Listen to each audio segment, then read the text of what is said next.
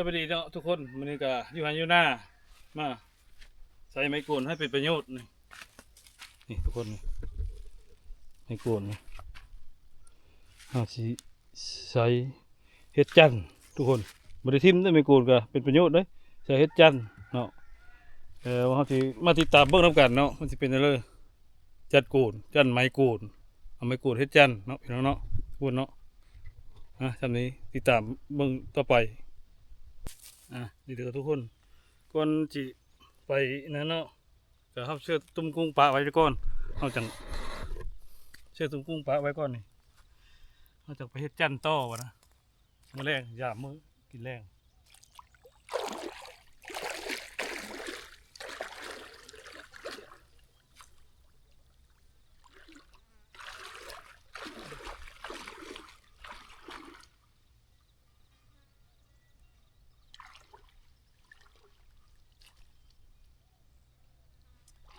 น้ำแห้งแล้วทุกคนเอ้ยได้ตุ้มกะว่าแล้วเนาะน้ำแห้งได้ปลาไว้มื้อแรงยามมื้อ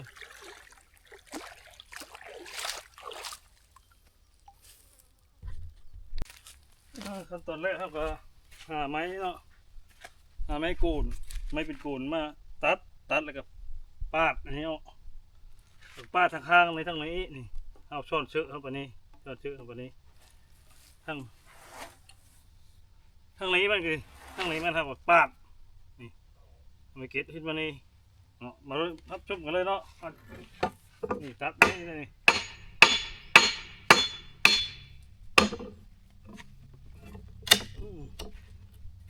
ไม่เป็นท่อน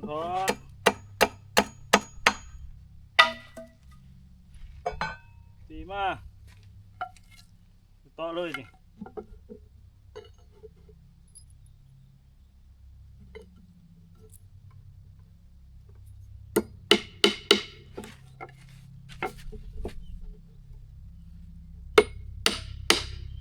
โอ้แตะพี่น้อย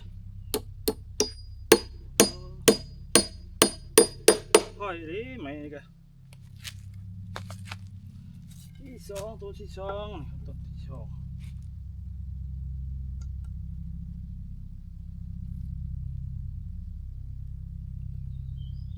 ปูตัวนี้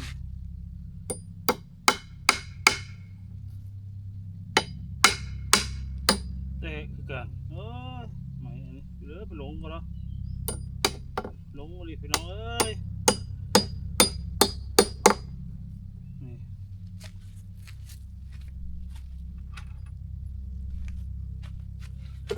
ตัวนี้ไหมเสียจะทำเลยเลยนี่หลงกันนะ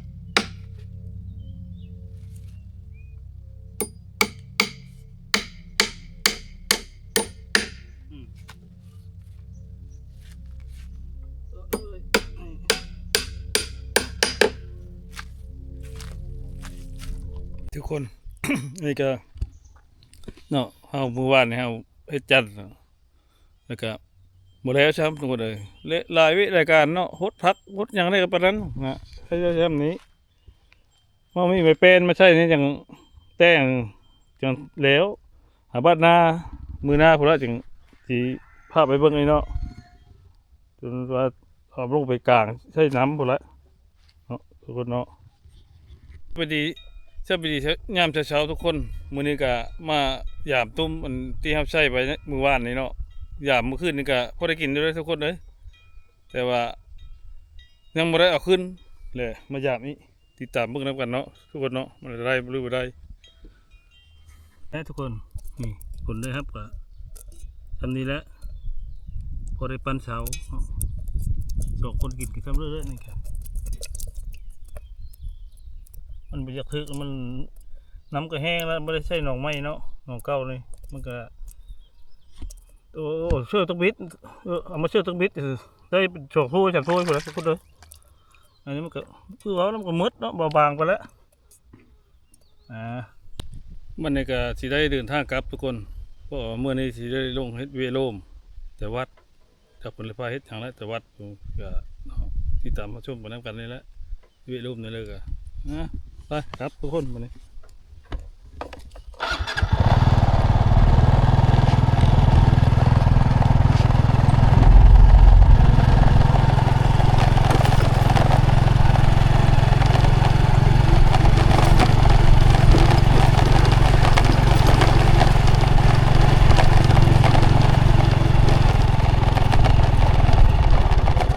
ก้อนมาทุกคน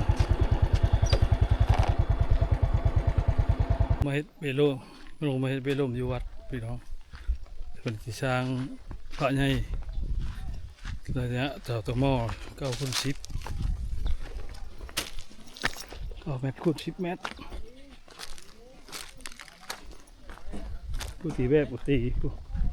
ผู้มัดเล็กข้านกับมัด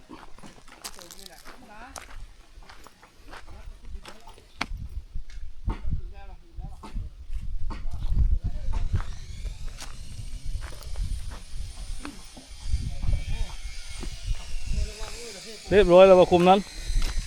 ยังอยู่ตัวลึกชุดตัวนี้ก่อนห้องแทนนะก่อนห้วยนะ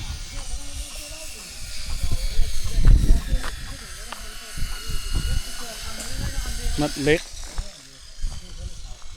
เสาตัวหม้อดีแบบสร้างย่านบริการ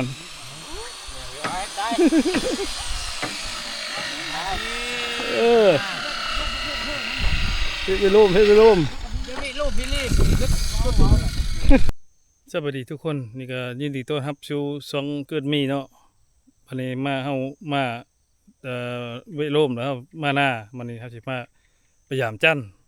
เด็ดอันนี้ถือได้เนาะติดตามมันกันเนาะมันเป็นจังได๋จัน3 ล่าง3อันตัวอันเฮ็ดมันยังบ่แล้วโอ้น้ำโมเป็ดเฮ็ดยังอยู่นี่ฮะโอ้รันได้ทุกคนเลยเบิ้งรุ่นเบิ้งมันเลยถือมันรุ่นถือโอ้รันแล้วนี่ก็ลึกลงแล้วนี่รันป่าถือบ่หรือรันไหนโอ้นี่ทุกคนนี่ลุกไหมลุก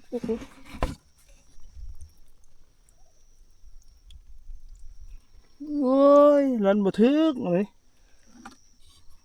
หลังนี้บ่ยามจันกับบ่ทึกทุกคนเอ้ยลันช่องล่างกับบ่ทึกจักลันยังหรือว่าลันเป็ดไปโยมันเป็นยังไงจังวันนี้พยายามระด้าป่ะนี่ระด้ากะกลางไว้นี่แหละระด้าบ้านนี้แหละมันเขาเอิ้นว่าตะไคร้ด่างมายามด่างก็ป่ะนี่เบิ่งมันวัดน้ำพี่น้องเนาะมันละมานมันหรือประมาณระด้านี่กลางวันนี้หลายมือละ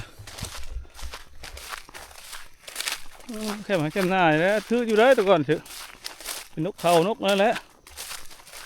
มือนี้ไม่ได้มือนี้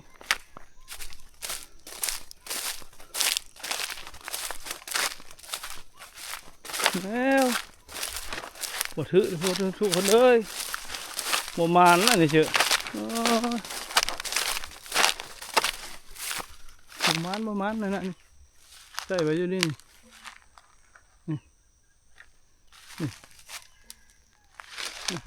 โอ้บ่มานมื้อนี้บ่ได้อย่างกินแรงมื้อนี้เถอะเดี๋ยวเอ้ยมื้อหน้ามานเด้อ